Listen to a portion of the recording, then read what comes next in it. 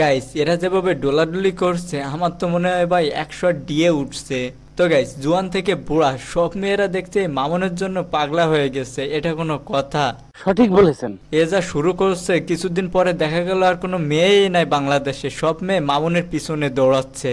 হ্যাঁ এখানে তো মামুন আর ঐশী মিলে জোড়াজুড়ি করছে, আর এটা দেখার পর আমাদের সুগার মম লাইলা ভাবি তো রেগে পুরো লাল হয়ে গেছে। সমস্যা নাই, আমি কিছু বলছিলাম তুই তোমার বাসায় যাও। এই যে আমাদের এই দুনিয়াতে জন্মটা নেওয়া হচ্ছে, কতটা রিল্যাক্স, কতটা নির্লজ্জ, কতটা বেহায়া, রিল্যাক্স হয়ে শুয়ে রিল্যাক্স হয়ে কথা বলতেছে, রিল্যাক্স হয়ে সব করতেছে। গাইস কি বুঝলেন? জানে কিছুই বুঝতে পারেন নাই, কারণ আমিও কিছু বুঝতে পারি নাই। আর বুঝবে কিভাবে? এদের নাটক তো ধরার কোনো লাইনই নাই, কারণ 2 দিন অন্তর অন্তর যেভাবে চুলাচুলি শুরু করে মনে হয় এরা একেবারে ফাঁক হয়ে গেছে, এদের আর কোনো সম্পর্কই থাকবে না। কিন্তু আবার দেখা যায় দিন শেষে এরা আবার মিলে যায়। এইটা আমরা জানতাম। এই যে এখানে একটা চুই দিছে, রসুন দেয় নাই আমাকে, রসুন দিছে আমাকে দেয় নাই তো। কি মোহব্বত, জানে লেলো না জানে। আহারে কি সুন্দর মিল। তাহলে আপু মামলাটা দেওয়ার কি দরকার ছিল? আমার মামলা করার উদ্দেশ্যই হচ্ছে যে ওর কাছ থেকে আমি যেন মুক্তি পাই, ওর কাছ থেকে যেন আমি ছাড়া পাই। আমি ওর ছায়ার মধ্যে থাকতে চাই না। আচ্ছা। এবং আমি চাই ওর কোনো প্রভাব আমার পরিবার বা আমার উপরে যেন আর না আসে। আমার মধ্যে তো প্রভাব আসার কথা না, কারণ বেচারা মামুনের উপরে যেভাবে মামলা দিছো, মানে ওই মামলা ছাড়াতে ছাড়াতে ওর বয়স শেষ হয়ে যাবে, প্রভাব ফেলবে কিভাবে? আমি বলতে চাই ভাই, আমি তোমার কাছে মাফ চাই, ক্ষমা চাই, আমি তোমার হাত থেকে মুক্তি চাই। তুমি আমার কাছ থেকে চলে যাও। তোমার কাছ থেকে তোমাকে তো আমি কখনো আটকে রাখি নাই।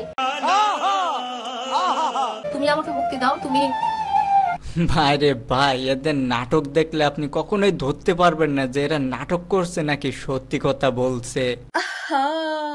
লালা মামুন কত সুন্দর অভিনয় করে রে, কিন্তু অভিনয় তো অনামিকায় সেরা রে। এত বুলা বলা মাইয়াডা, আসলে অভিনয় সেরা। আচ্ছা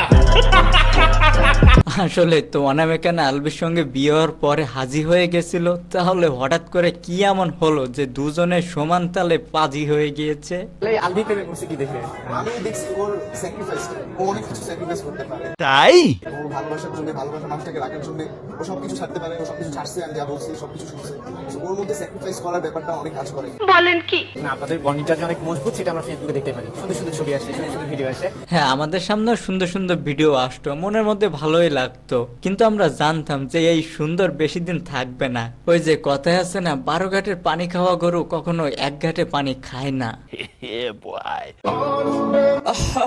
নারী কত সুন্দর অভিনয় করে, অভিনয়ের জন্য নারী সারা রে। এরা যে অভিনয় শুরু করছে এটা দেখার পর পোলাপানের আর করমে যাওয়া লাগবে না। ওর যখন বিয়ে হবে, ও যখন বিয়ে করবে, ও যে এলাকায় থাকবে সেই পুরো এলাকাটার লাইটিং আমি করে দিব।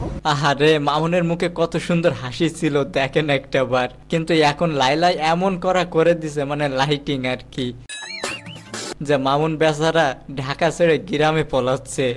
জানুয়ারি মাসে জানো তুমি গ্রামে সব লে। আচ্ছা আর ঢাকা শহরে থাকবো না। না আমি মিছা কথা কই না, আমরা গৃহস্থী করে গ্রামে থাকবো। আচ্ছা মামুনের আর কোটি টাকার জীবন চায় না, মামুন গ্রামে গিয়ে করবে পোল্ট্রির ব্যবসা। কি সুন্দর। আহা এ বুইরা বিড়ি কত নাটক জানে রে। জীবনে যেদের দুইজনে আরো কত নাটক দেখতে হবে রে। নাটকে লাগে বুইরা বিড়ি সারা রে।